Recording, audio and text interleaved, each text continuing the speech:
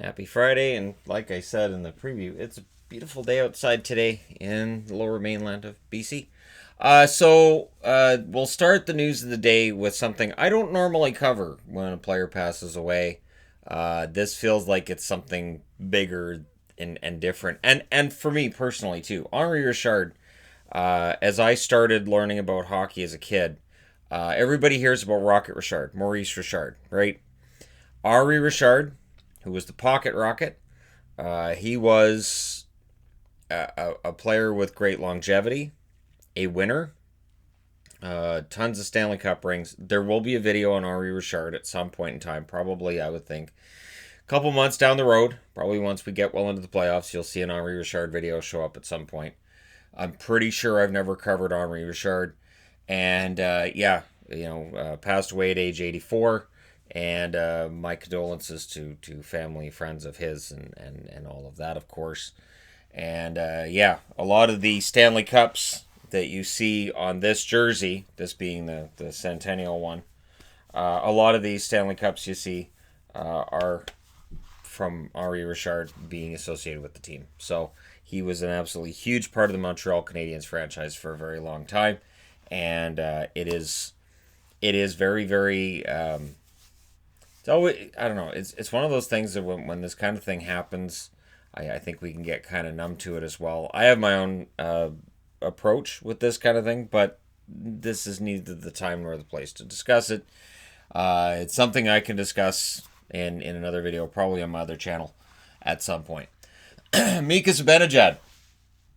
Last night became the first person to score his fifth goal in a single game in an overtime. Not the first one to score 5 goals in a game, because, of course, that's happened, I think it said 7 times since 1994-95.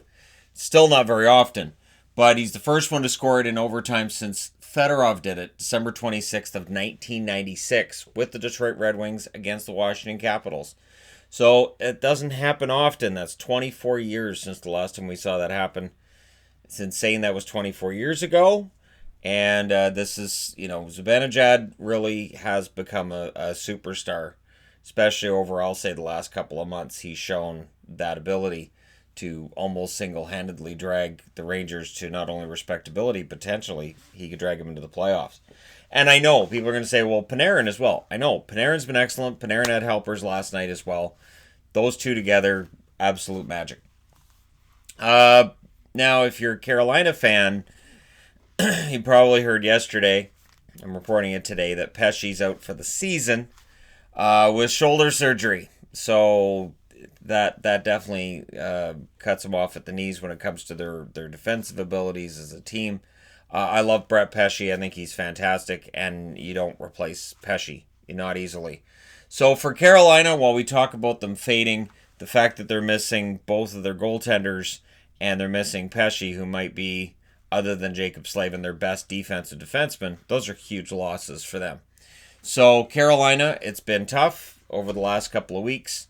We'll see if they can rally around it and get themselves together. But last night in Philadelphia was not an encouraging start for life without Pesce. And I mean knowing that he wasn't coming back. Buffalo has demoted Johansson down to the AHL, which means it's very likely that Ullmark's coming back. I'm saying very likely because there are times where you'll see a player get demoted and then called right back up the next day.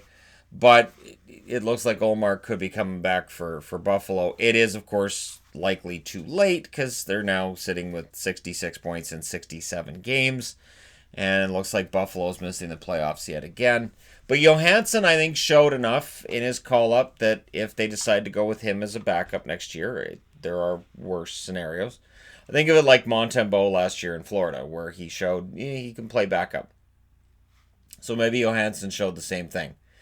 I wanted to spotlight something in this video, too, that I think is just bizarre. This season, the Ottawa Senators lead the National Hockey League in shorthanded goals with 15. They've scored 30 goals on the power play. They have scored half as many goals shorthanded as they have with the man advantage. This might be the most bizarre number that I've seen in hockey. When you see a team that's that adept shorthanded and that inept with a power play, it is so bizarre that, The other team has a power play. Here comes Ottawa. Oh, Ottawa has a power play. Well, I guess I can go get something to drink because nothing's going to happen over the next couple of minutes. It is so weird.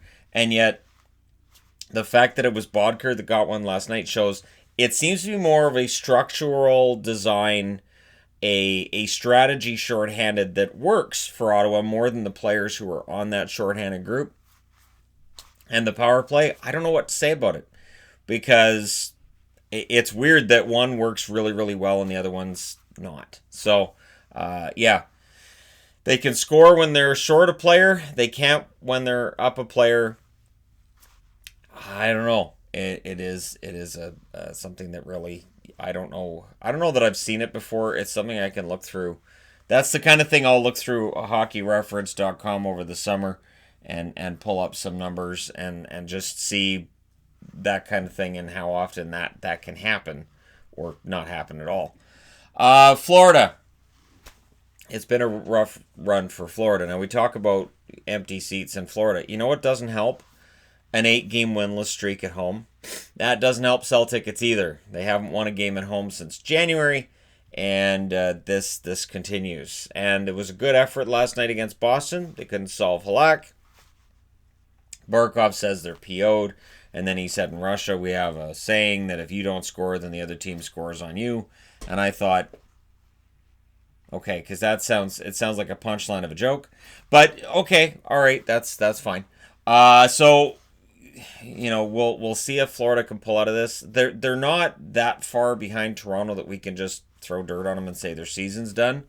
But they need to get closer than they are. I don't see them catching a wild card spot, so Toronto has to be the team that they're trying to track down, and right now they just don't seem to be able to do so. And it's weird because Florida has been a team that seemingly scored at will, and then last night, yeah, Halak just shuts them down. Tonight for the Winnipeg Jets, for their fans, Matthew Perreault returns.